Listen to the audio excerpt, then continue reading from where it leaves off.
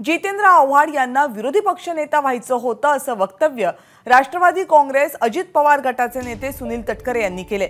विरोधी पक्षनेता होण्यासाठी गुणवत्ता असावी लागते असाही टोला तटकरेंनी लगावलाय।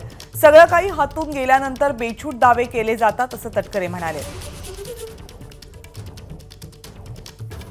अजित पवार गटाचे प्रदेशाध्यक्ष सुनील तटकरे आपल्या सोबत आहेत। आपण त्यांच्याशी थेट बातचीत करणार आहोत।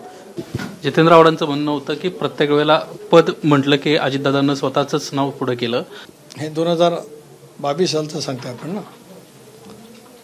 आयुष्यभर खोटे बोलणाऱ्यांच्या वक्तव्याकडे माझ्यासारखा कार्यकर्ता का अधिक लक्ष देत नाही मी, कारण ते लक्ष देण्याच्या क्षमतेचे नाही आहेत।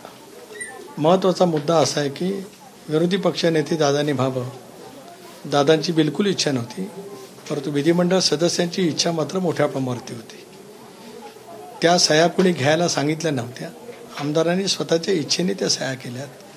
त्याच्यामुळे हे जे काही बेलगामपणाची वक्तव्य त्या ठिकाणी केली जातात,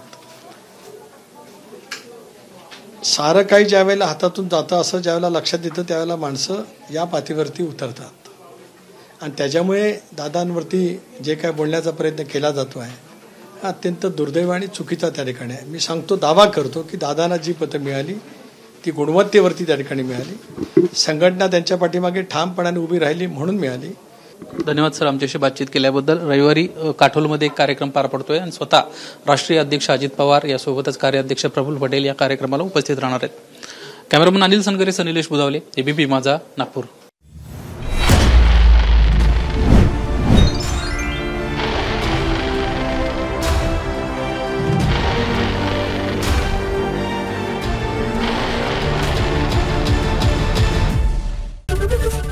एबीपी माझा, उघडा डोळे बघा नीट।